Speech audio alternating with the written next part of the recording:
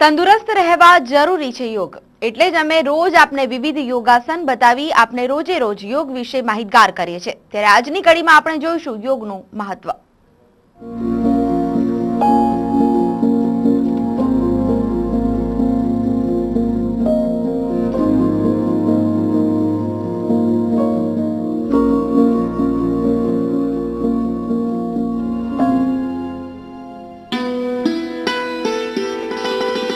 યોગમાં આપનું સ્વાગત છે।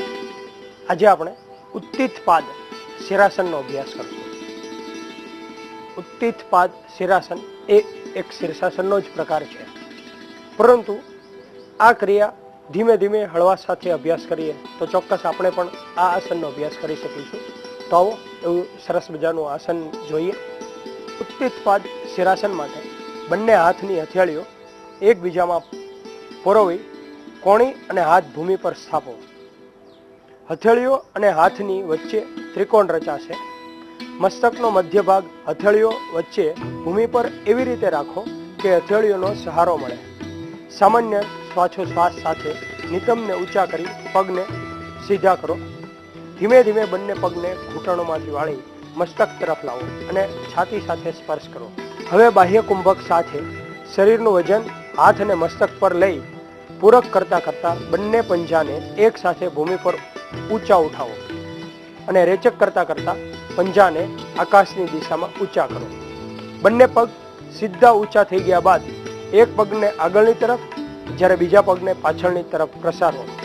વધુ સમય આ આસનને રોકવું હોય તો સામાન્ય શ્વાસોશ્વાસમાં રહીને જ આ આસન બાંધી શકાય। બંને પગને ઉપરની દિશામાં લઈ જઈએ ત્યારે ધીમેથી એક પગ પાછળની બાજુ અને બીજો પગ આગળની બાજુ પ્રસારો, એટલે કે કોઈ પણ પગને આગળ કે પાછળ લઈ શકીએ છીએ। ત્યારબાદ ધીમે ધીમે ધીમે બંને પગને ભેગા કરો અને બંને પગને નીચે લાવીને મકરાસનની સ્થિતિમાં જમીન પર થોડી વાર એ જ પ્રમાણે રહો। આ સ્થિતિમાં રહ્યા બાદ ધીમે ધીમે મૂળ સ્થિતિમાં આવી શકીએ છીએ। કોઈ પણ પ્રકારનું હલચલ વગર આ ક્રિયા કરવી। આ હતું ઉત્તિતપાદ શિરાસન। ઉત્તિતપાદ શિરાસનના લાભ જોઈએ, એટલે કે આ આસન જે અભ્યાસ કરે છે તેમને નાની ઉંમરમાં જો વાળ હોય એ સફેદ થઈ જતા હોય તો મટે છે। જેમની ત્વચા ઉપર કરચલી પડી જતી તો તે પણ દૂર થાય છે। એવું સરસ મજાનું આસન છે ઉત્તિતપાદ શિરાસન। જેમને આંખની દ્રષ્ટિ નબળી પડી ગઈ, જેમને અનિંદ્રા હોય, જેમને અતિ નિંદ્રા હોય, આ બધી સ્થિતિમાં આ આસન ખૂબ લાભદાયી છે।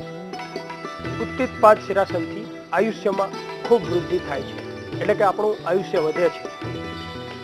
પગથી મસ્તક સુધી આપણે જોઈએ તો રક્ત પ્રવાહ નિયમિત અને પર્યાપ્ત માત્રામાં પહોંચે છે, એટલે કે આપણી દરેક પ્રકારની ક્રિયા છે, આ પચનથી માંડીને પચનની ક્રિયા પણ ખૂબ સરળતાથી અને સારી રીતે થાય છે।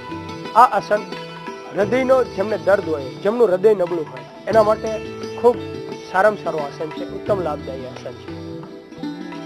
ઉત્સર્ગ તંત્ર, પાચન તંત્ર, ચેતાતંત્ર, આ બધા જ સિસ્ટમ છે, તંત્ર છે, એને લગતા કોઈ પણ પ્રકારના દર્દો હોય તો આ આસન ઘણું લાભદાયી ગુણકારી આસન છે।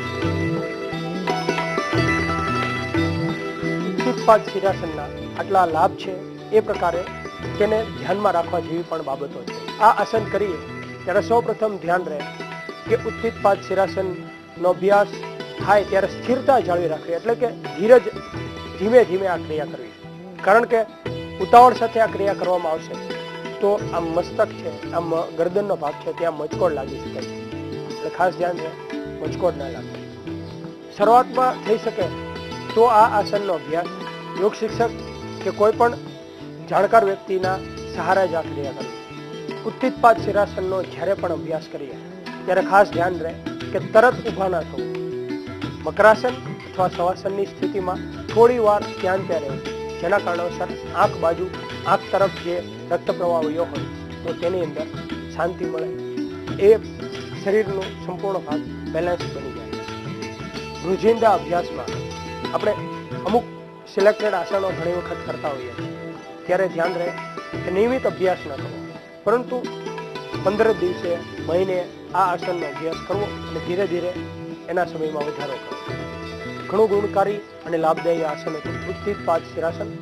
થોડું અઘરું છે, પરંતુ ધીમે ધીમે અભ્યાસ થતા આપણે પણ આ આસનનો અભ્યાસ કરીશું. આવી જ ઘણી બધી વાતો સાથે, યોગ અભ્યાસને લગતી વાતો સાથે ફરી મળીશું યોગમમાં. ત્યાં સુધી રજા આપશો. નમસ્કાર.